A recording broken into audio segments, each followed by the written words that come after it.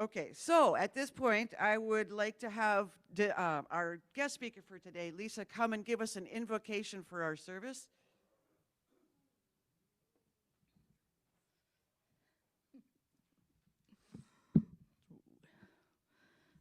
As my buddy John says, what up? What down? As above, so below. Breathe into that. Breathe into the truth of that. Breathe into the understanding of being the human bridge between heaven and earth. This is where we are. This is what we are invoking. This is our invitation. This is our presence. This is our evolution. Blessed be. And with that, I'll read our statement of intent, speaking of our evolution. We are fortunate to have a variety of speakers for Sunday services. By using guest speakers, we gain wisdom from all those who share. This is a church where we can worship the God of our own understanding, a place to experience joy and be uplifted, a place where we can gain strength and inspiration to share with all we meet throughout the week. We invite you to join us in this celebration of life, to nourish your spirit, and to enjoy the company of kindred souls. And with that, ladies and gentlemen, let's stand and greet the day with our opening hymn, our opening song, Let There Be Peace. If you don't know the words, they're on the white card in front of you.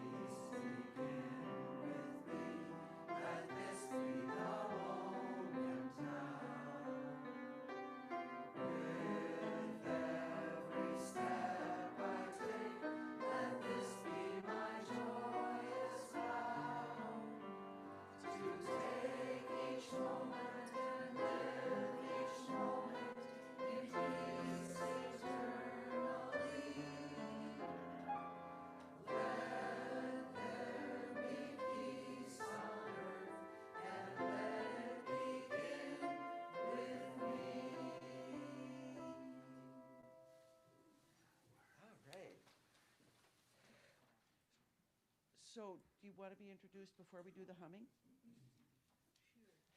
Sure. Would you like to introduce our speaker? Sure. Come on up, Lisa. Okay, with me. This is a treat today to invite one of our own long servants to speak to us today about always awesome, big thinking. And Lisa Cerri has called herself a wandering soul work traverser, wanderlust person, and a skipping stone. And I love that, skipping stone. And she's also going to do reach out to our longtime friend John Schneider to do a later part of the service too. And so we are grateful to have her talk today about whatever that long list was. Now we can, and she'll be stepping up back and forth, and so this is the introduction. But now I'll stay and do some announcements. Okay. Some other announcements. We are a work in process, folks. And we are grateful to do it in such beautiful, supportive community of love.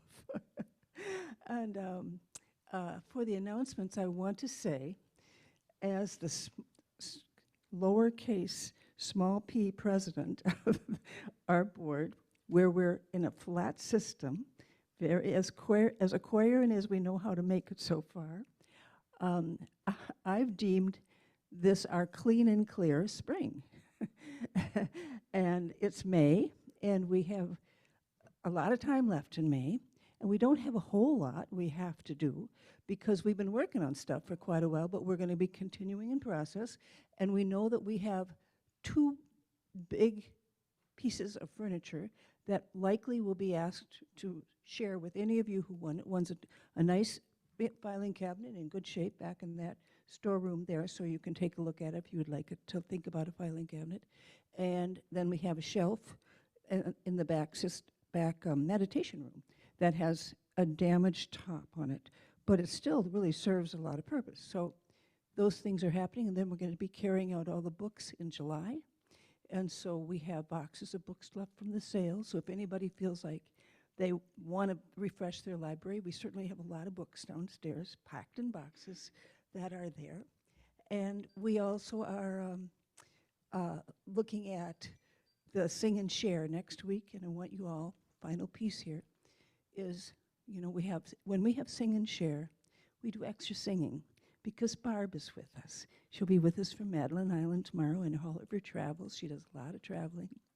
And we also have 2 kinds of share, and that's when she'll do the channeling for us from our partners and friends in spirit. All of our ancestors say they're there, whatever all is, and members from this church in the past, certainly the Rev in his new incarnation as Bill, and then we also have sharing from all of you. So I want you all to feel like you can be thinking about it's Mother's Day and how any of your mothers have influenced your spiritual path. That will be what people can walk up and speak to in short little shares. So we always have really beautiful things said with that. So with that, I say thank you that we're all here, and we'll go back to Sue.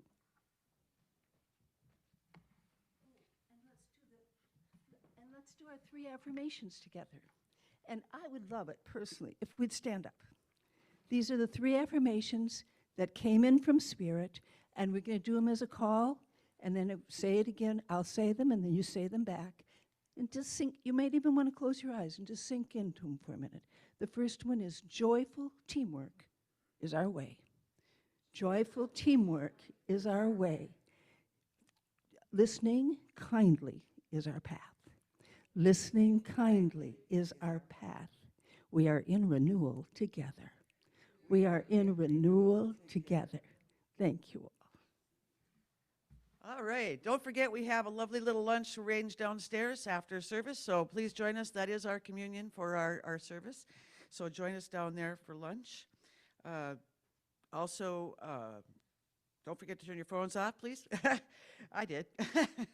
So anyway, at this point, let's say our principles. We have an updated version of our constantly in process version of our principles. So if you should be able to find copies of these in the pews. And there are 8 of them. Yep. Well, Carol did a very nice job this morning by coming in and cleaning out all the pews, and yay! Printing these out and putting them out for us. So yay, thank you, Carol. So, yeah, God is the eternal source and creator of all and is present in everything. Our eternal soul, endowed with free will, grows through many lifetimes. Communication occurs between the physical and spiritual worlds. Prayer and meditation strengthen our connection to the divine. All healing comes from Source. Seeking this for ourselves and compassion for others suffering is the highest priority. Because we are all one, what we do unto others, we do unto ourselves. The choice of love is always open for every soul. Living these principles leads us to grow in divine love. Would you like to do your humming now?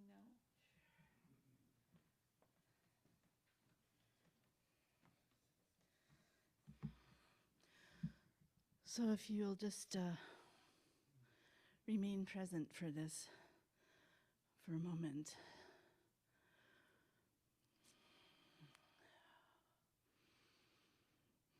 Centering with sound was the third part of today's presentation. And I love bees, and the little kid in me loves bees. And so in a non-linear way, in a way that is chaotic, I would like everybody to hum like a bee. No beginning, no end. Just breathe and hum and breathe and hum and feel the hum inside of you. You can begin anytime you want.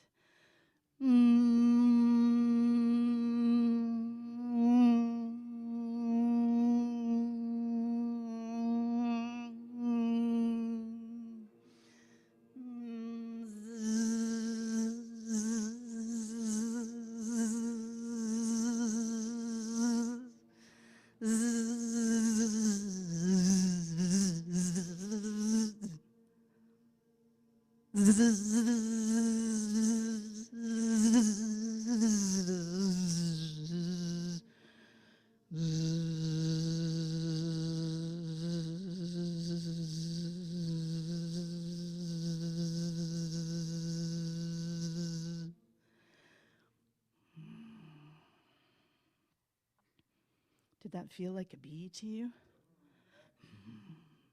Could you feel it in the center of your chest? Could you feel yourself in the center of your chest? Could you feel your heart alive with the vibration of the essence of your being?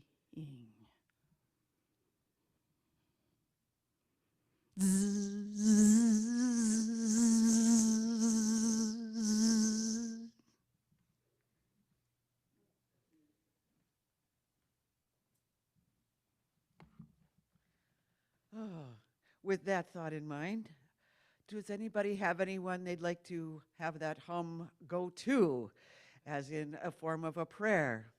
Any prayer request? Yeah.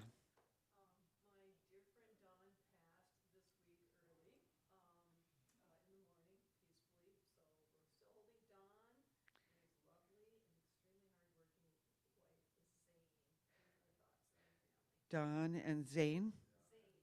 Yeah. Sister, Jean's sister Elaine.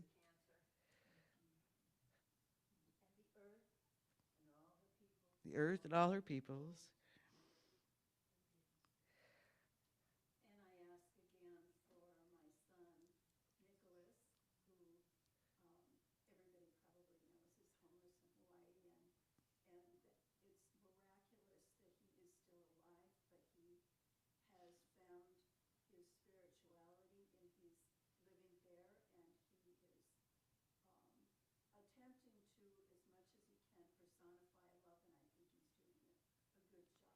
All right, for Darlene's son, Nicholas.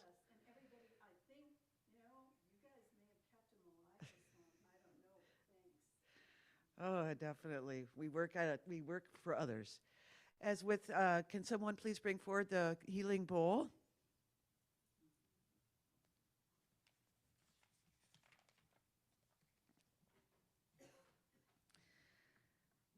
And at this time, when we have the bowl here, we have the names in the bowl. If you haven't had a chance to put a name in the bowl, you can do so spiritually, mentally, emotionally. And anytime you can always put a name in the bowl. And we pray over them and keep them in our thoughts and meditation throughout the course of the service. Just a little prayer for those folks. Creator, we ask your healing blessing for the offered names today. As their highest self wishes, may they receive the best healing for themselves and be raised up in God's love and light. Thank you. And just a brief moment for silence for the prayers.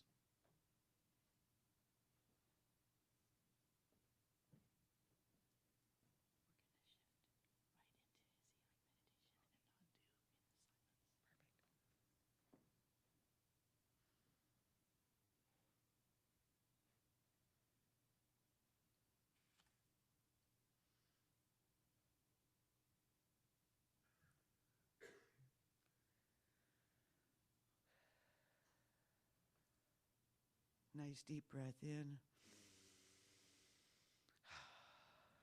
All right. And at this time, now that we're ready, let us have John come up and give us our healing meditation. And then Lisa will give her presentation.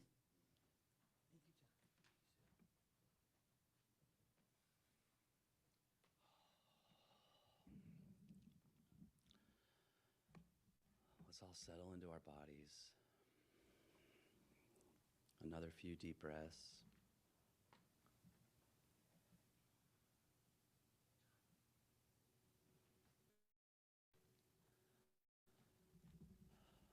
And just feel yourself relax into your space.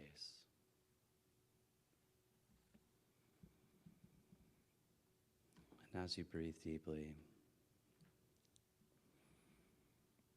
see if you can sense the endless blackness behind your eyes. And just feel into the depth of this endless blackness behind your eyes.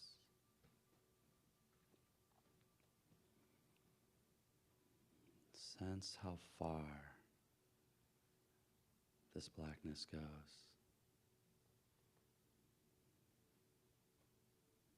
And feel deeper into the endless space within you.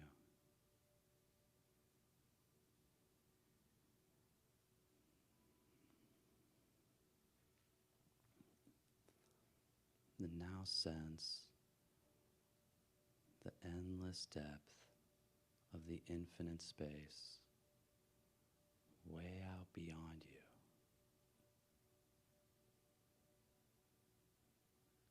And feel how far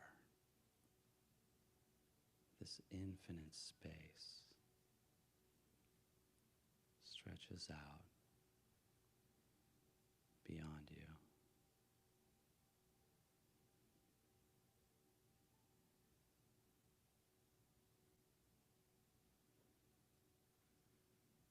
And just feel into all the space.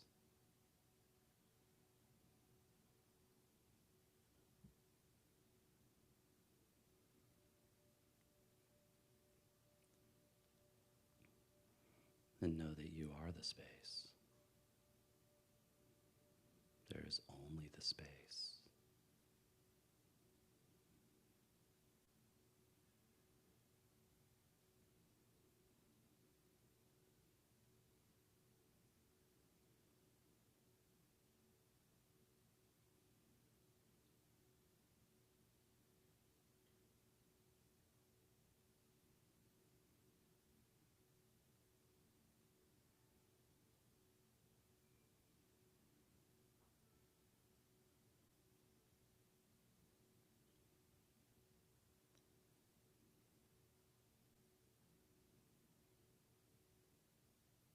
And when you're ready, you can settle back into your body and feel your feet on the floor. Open your eyes and return to now.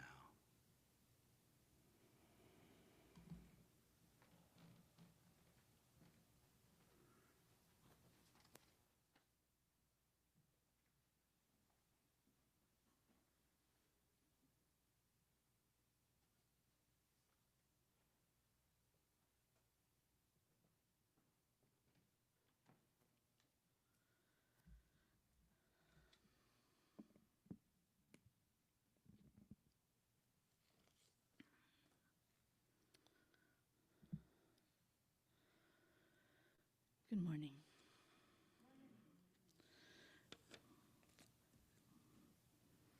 Carolyn asked me what I'd like to talk about today, and I really didn't think about the words that were coming out of my mouth, which is sometimes a good sign.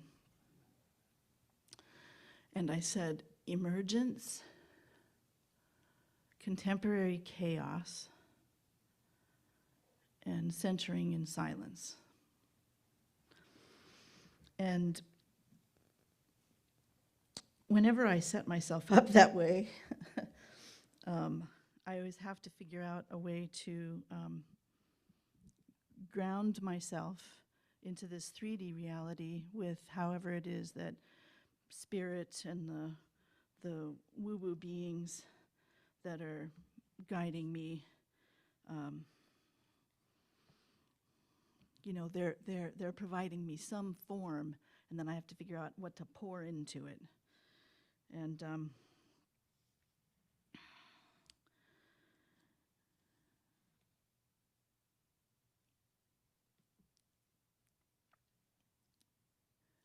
my presumption is most of the folks in this room are of a consciousness and awareness that what's transpiring around us is at a more elevated pace than what we have experienced through the course of our lives. And the likelihood is that that continued acceleration will perpetuate itself. And if we are, it appears futile to me to slow it down. So if we can mindfully and consciously guide it somewhat and not be spun out by it, and I have certainly felt myself spun out by a myriad of different things. Whatever's happening on the news and out in the world, whatever's happening on the other side of the planet, whatever's happening in my life, and then I'm trying to look for a place, a way to regain not only a state of center. I'm looking for peace. I'm seeking peace. Occasionally, I'm a nominal generator of peace. I can find myself intermittently in states of love, of which is always a healing way of being. But certainly, if I try to think about what it is that's going on, I get all verschimmeled, and it comes crashing back down into my emotional body, and then I fall apart for a moment. And sometimes that's good, because usually there's some kind of construct or belief there that needs to be reworked, dismantled, reconsidered, either from the proverbial higher perspective or from a fuller state of being, to hold the experience in the crucible of one's heart and to allow for that transformation. That's that state of surrender that they're sometimes talking about. A book I read long before I came here was called The Third Millennium by Ken Cerri, and its subtitle is Living in the Post-Historic World. And he writes, "This is the beginning of the time of our descent and the age of our awakening,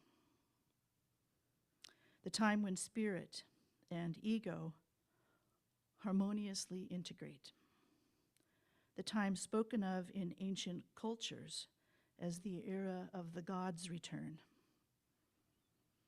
The peoples of the earth have glimpsed its coming and viewed it through the distorting filters of their indigenous terms and labels, yet the event itself is larger than any human system of understanding, broader than any cultural description. Take these words that are words and that are posed, to you, proposed to you from the intellect, and see if you can shake them down into that space that you've created while John was offering up the meditation, or that place that you created within yourself as you were humming and buzzing. Get to that place within your heart. We are aligning our fields of perception with all those who are able to understand themselves in real terms. Those who have learned to identify not with the body, but with the spirit who animates the body. In the end, the question of whether it is they who awaken or we who incarnate loses all relevance, for the spell is broken. The shell of historical illusion is shattered, and a new creature emerges, blinking in the light of a truly new day. There's emergence for you. We are emergence. And I love that emergence is the root of the word emergency. And that sense of everything being so urgent, breaking news, something sensational, another catastrophe, whether it's man-made or nature-made, we're in a state of emergency. How about if we don't just look out and be spun by what we see, and we find the place within ourselves that it is about the emergency, the emergence of another aspect, an expanded aspect of our nature, of our hearts, of our awareness, of our capacity to reach out, to be able to ground, of which I have such a fun time doing. I literally, it's so perfect that my means of communication, my phone, of which I very carefully brought up a little definition of, attached it, and put a Post-it note saying what it was. Did you see me when I left here for a couple minutes during the beginning of the service? I couldn't find my phone anywhere. Walter found it down in the kitchen for me. and on it says chaos. Oh, yeah. Spirit's got me by the tail this morning. Woo! So,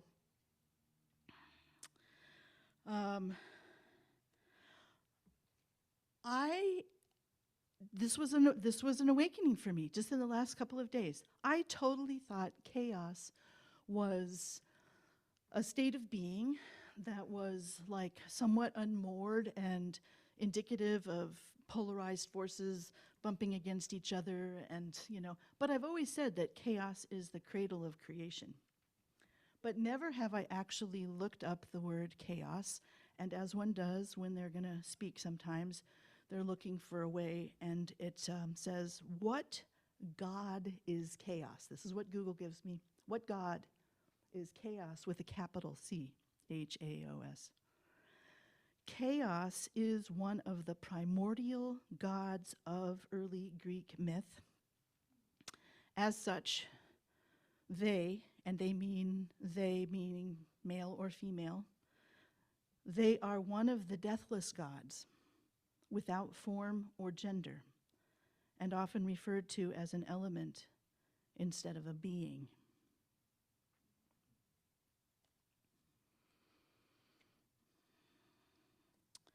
That is the definition of chaos from the ways of old. And now, I think when we think of chaos, we think of, in many respects, our everyday life. That is contemporary chaos. We're living in contemporary chaos. And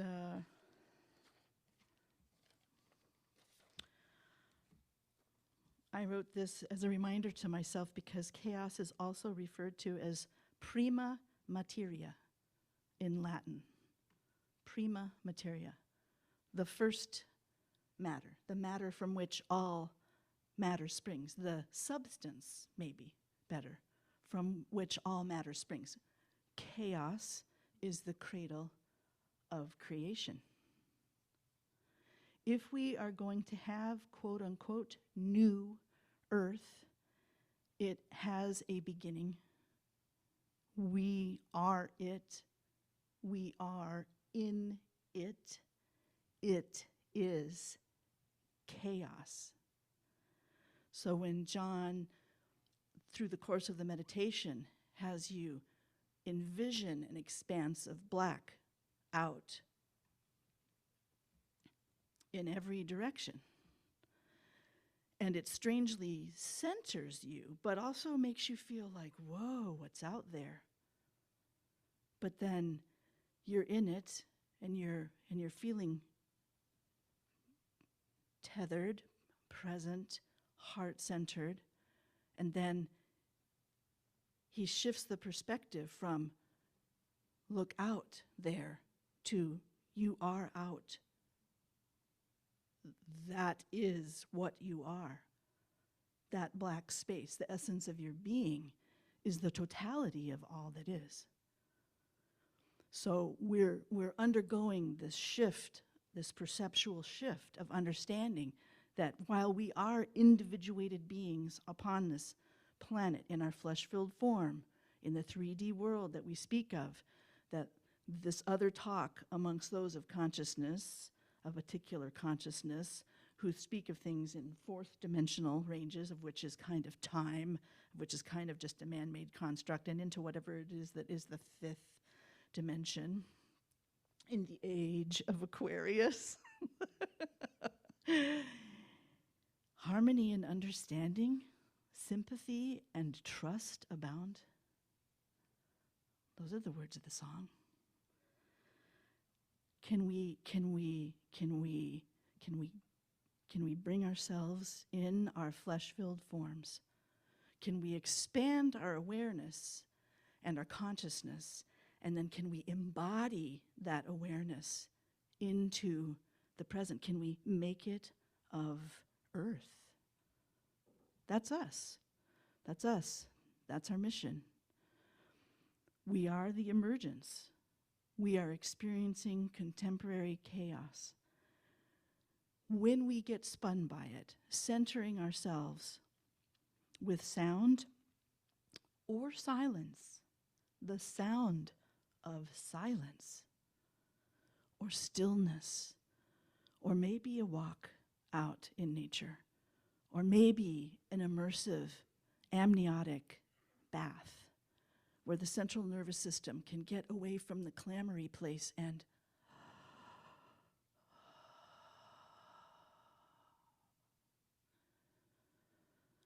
return to an understanding of the one with the oneness that we share. Emergence, contemporary chaos, centering with sound.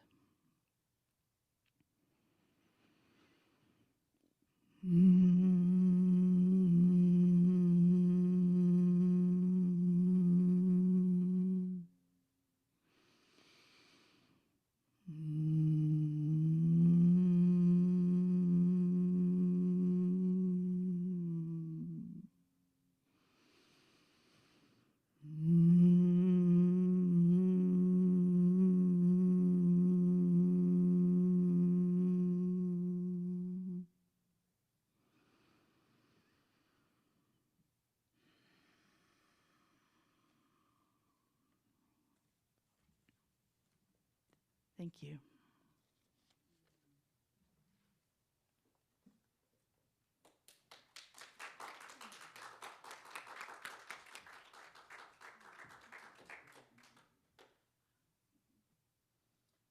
Can I make a quick addendum?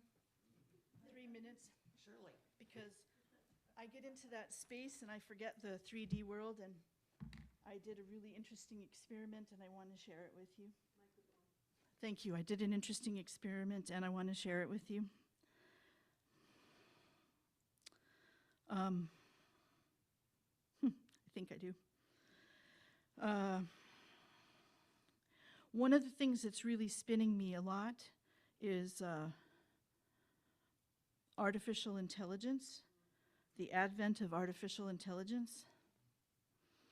And There's an app for that. And there's and one of the particular apps is called Chat GPT. It's got a lot of recognition on media nowadays. Like you can say, write me a book 400 pages long that sounds like Hemingway, that talks about tigers wearing army boots in the middle of Peru, and it will do it for you, and it will make some semblance of sense because it has access to absolutely everything that has ever been. It's like this compendium. So I decided to ask it something what I thought would be really abstracted. I asked it to tell me about metaphysics, prayer, and plasma. And plasma, if people don't know it, because I didn't know it, there's three major ways that we come, right? Gas, liquid, solid. That's the way we know of form. Well, plasma is the fourth. Scientists have known this for 100 years. They have plasma televisions, but we don't know what they are. I don't know what they are. Steve might know what they are. But plasma is actually what makes up 90% of what's the galaxies in the cosmos are constituted of. It's plasma. It's what makes lightning. It's what makes apparitions appear when they shift out of the 3D. The 3D is gas, solid, or liquid. But the fourth means of identifying the substance of which we are comprised is plasma. So I asked AI, and this is what AI said. I said, create a 10-minute talk. It's not a 10-minute talk. On metaphysics, prayer, and before we delve into the metaphysical nature of plasma, let us first define what metaphysics is. Metaphysics is a branch of philosophy that deals with the fundamental nature of reality. That's nothing small. Including the relationship between mind and matter. That's nothing small. Substance and attribute and cause and effect. That's nothing small. It is concerned with the exploring the nature of existence, the universe, and the meaning of life. First paragraph, metaphysics in a nutshell. Now let us turn our attention to the metaphysical nature of plasma. Plasma is a state of matter that's often referred to as the fourth state of matter, after solid, liquid, and gas. It is the ionized gas that consists positively charged ions and negatively charged electrons. Plasma can be found in many forms, including lightning, the sun, and fluorescent lights. The metaphysical nature of plasma can be explored through its unique properties. It's often described as highly energetic and dynamic substance that is constantly in motion. It is also said to be a conductor of energy and a carrier of information. Many metaphysical practitioners believe that plasma has the ability to interact with and influence the energy fields that surround living beings. This sounding familiar from your studies of the last few decades? This is because plasma is highly charged and can create electromagnetic fields. These fields are said to interact with the energy fields that surround the human body, known as the aura. Plasma is also believed to have healing properties.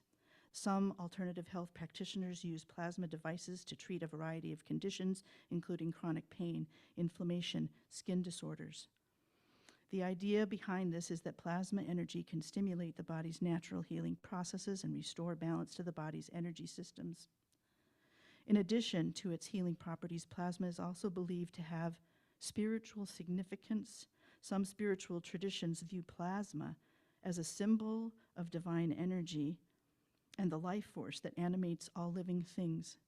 It is said to be a conduit for spiritual energy and a tool for accessing higher states of consciousness. In addition to its healing properties, plasma is also believed to have, same paragraph. In conclusion, the metaphysical nature of plasma is a fascinating topic that has captured the imaginations of many philosophers, scientists, and spiritual practitioners. Whether you view plasma as a highly charged substance with healing properties or symbol of divine energy. There's no denying its unique and powerful properties. As we continue to explore the mysteries of the universe, plasma will undoubtedly play a significant role.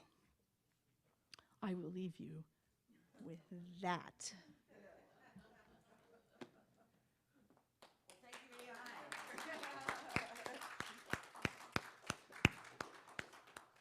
Oh, you're always so profound. I love it. Mind blown. Okay. At this point, can we have somebody bring forth the baskets for our offering?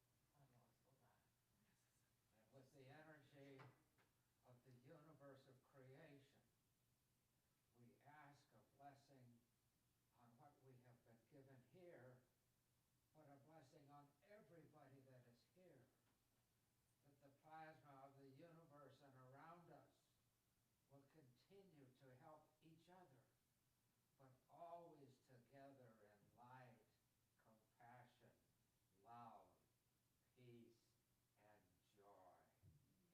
Enjoy yourselves right now. Amen. Oh, you gave me the chills, Jerry. Oh, you gave me the chills, Jerry. All right, we do have a hymn. Our final hymn is This is my song, number 206, Orchid Land Hymns. number 206 in our Wings of Song. And as request from Lisa, we will sing the first two verses and we will hum the last verse as your own prayer. So we will hum the last verse as our own prayer. Wrong one. Number 206. 206, Wings of Song. Sing the first two lines and hum the last one.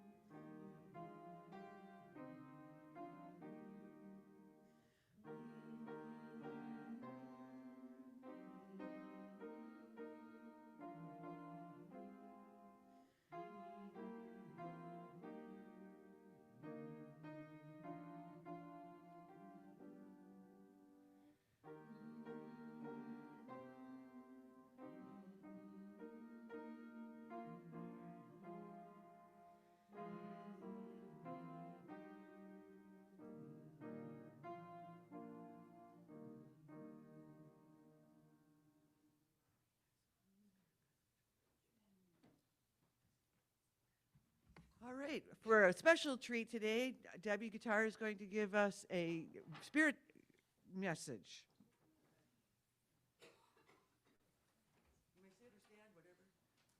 All right, good morning.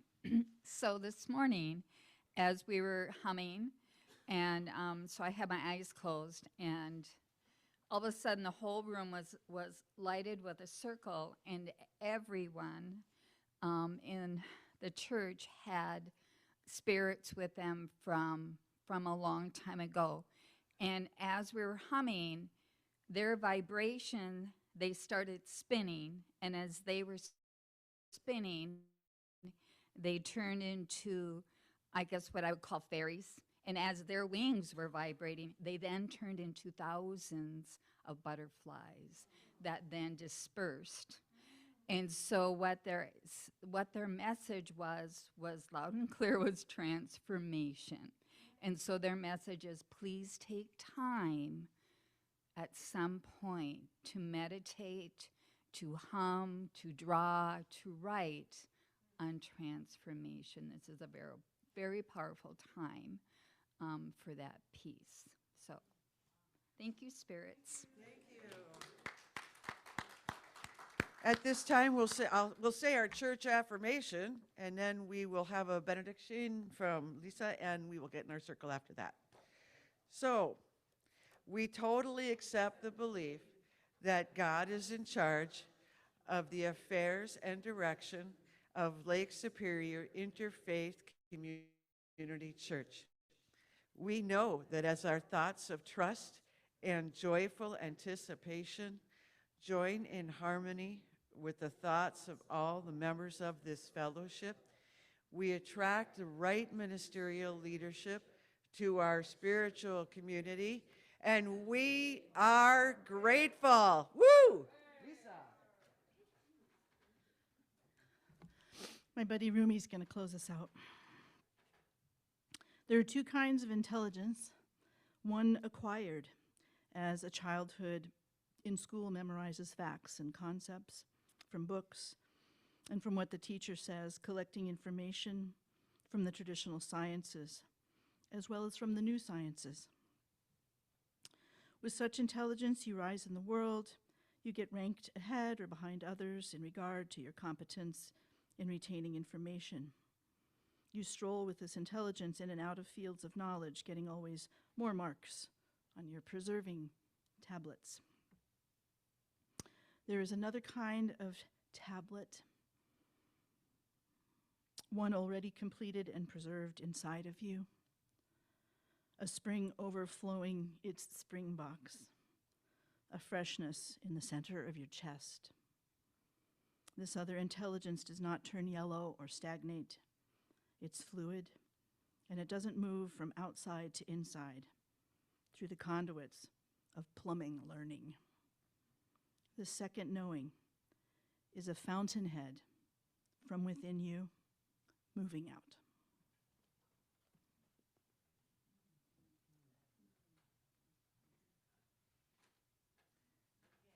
All right, shall we sing?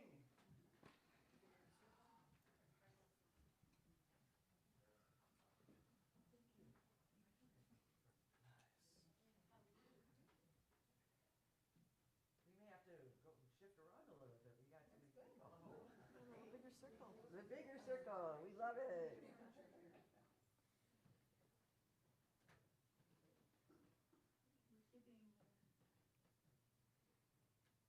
Time is just a man-made construct. We got plenty of it. Yes, we